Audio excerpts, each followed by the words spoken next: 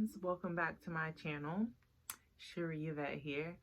This is actually not the vlog that I wanted to put up tonight, but I just wanted to chat, and I will continue my regularly scheduled, planned videos that have been coming out every day for the month of December later. I want to apologize in advance because you probably hear Lily Jean's lullabies in the background because she's asleep and they are up loudly because it's just the kind of night where she needs her lullabies loud. And Daddy is downstairs recording for a project, but nevertheless, we're still going to chat. On my Instagram, I've been doing a Get Most of It Done With Me series in my stories. And I really love chatting with y'all. So thank you to those of you who respond to like my little polls and you type things into that little box in the Instagram story that goes right to my inbox and we chat. Or those of you who watch my stories on Facebook and you come in my inbox and we're chatting back and forth together and encouraging each other. Thank you for that. I really appreciate it. But today I actually shut it down, right? I was out running my errands, and if you watch my story on Instagram at Original Sherrie Yvette, you saw me and Alan Jr. out running errands, and I got some bad news. And I just immediately started to pray, and this was like around about 11 a.m. And I just immediately started to pray because I'm like, then I felt this bad news just started to weigh on me heavily, and I'm like, I know for a fact that I cannot both worry and pray. I know God has been talking to me about that big time. So I was like, okay, if I'm not going to both worry and pray and this news is weighing on me so heavily, what am I going to do? So as I'm praying, and I get home and I'm still deep in thought about what was told to me and about the emotions behind it, about what could be, what is present. And I'm like, nah, it's not about to go down like this. Like, I know worry, I know generational cycles or generational curses, as some of us believers call them. I know that the only way to beat or go to war with the enemy and to knock out generational cycles and curses is in prayer and worship. Like, I know it. I'm a mature enough Christian to know that that's the only way you fight those sort of things. So I put on my Instagram story that, look, I'm done like vlogging for today, like this Get Most of It Done. Like, I'm just about to shut everything down and just worship and pray. So that's exactly what I did. I said till sundown, but I didn't literally pick back up my phone to look at my messages and stuff till like 9. And I had like all these missed messages from family members, because I really wanted to just be in a space where seeking God was what I was doing, instead of just going off my own feelings and emotions or what other people were feeling in emotion and rationalizing or processing through their emotions. Is just really seeking God, because it's like when you get in these when you find yourself or people you love or people you care about in these situations, the only way for me to deal with it is I can't figure it out. I have to go and seek God and talk to God about it. So that's exactly what I did. I was just in there just scrubbing my kitchen, praying and praising and worshiping and like speaking in my heavenly language and just praying to God and talking to God about it. Because listen, devil,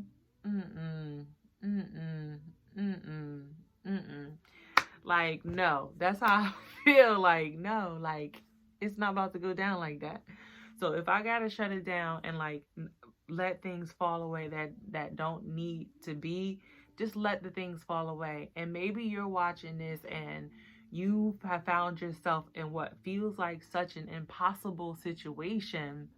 Or maybe it's the holidays and everybody's saying merry and happy this and merry this and happy this, and you're not merry and you're not happy because those people that you love the most are either not with you physically because they are away, maybe like in prison or jail or another country.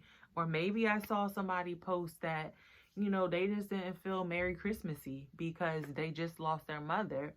So it's real when those emotions come about and you're worrying or you're sad or you're nervous or your anxiety kicks in. Like, those things are really real to the people who are feeling them. So anytime somebody says like reaching out for a prayer, I literally will type a prayer right then and there and post it or send it to them directly. Or I will pick up my phone, which everybody has their phone in their hand a lot of the time. Not me, because I'm just not there anymore where I'm attached to my phone. But this month in December, I have been because I've been vlogging.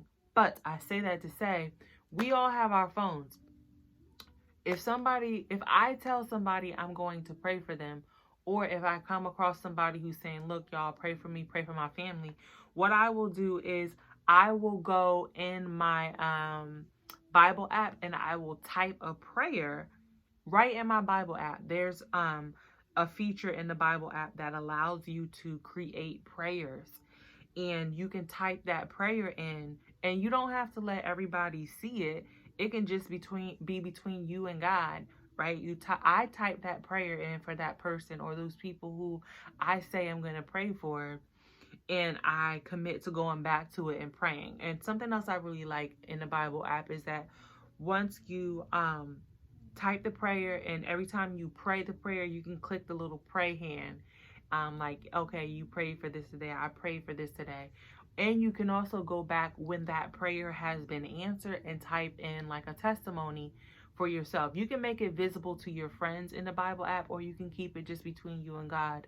But how often do you tell somebody like, oh, I'm going to pray for you, or you're in my prayers, and then you don't pray? And sometimes it's not because like, you know, you don't mean well. It's because sometimes life gets busy and you just forget. So that's like a good way to like remember and actually pray for people, is to write out your prayers in the Bible app.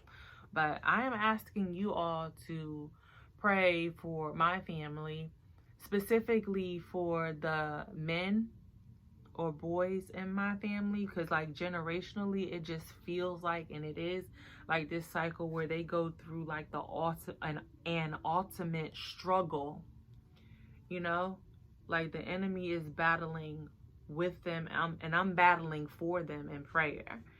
And it's even more like weighing on me more heavily, because I have my own beautiful son. And I just keep speaking over him already. He's only 2 months, and I'm just like, you are free. You know, I just tell him, you are free. It's the only thing that I know to say to him already as an infant, like knowing like the generational cycles and curses, so to speak. As a Christian, that's just what I call them. I just whisper to him like, you are free. You are free. You are free because the Son set you free. You know, you are free indeed. I already speak that over him. And just as for the men, boys in my family, just pray for them that, you know, that they know that they are free, and that I always pray, and you can pray this with me. Maybe it be for your family or my family that I'm asking for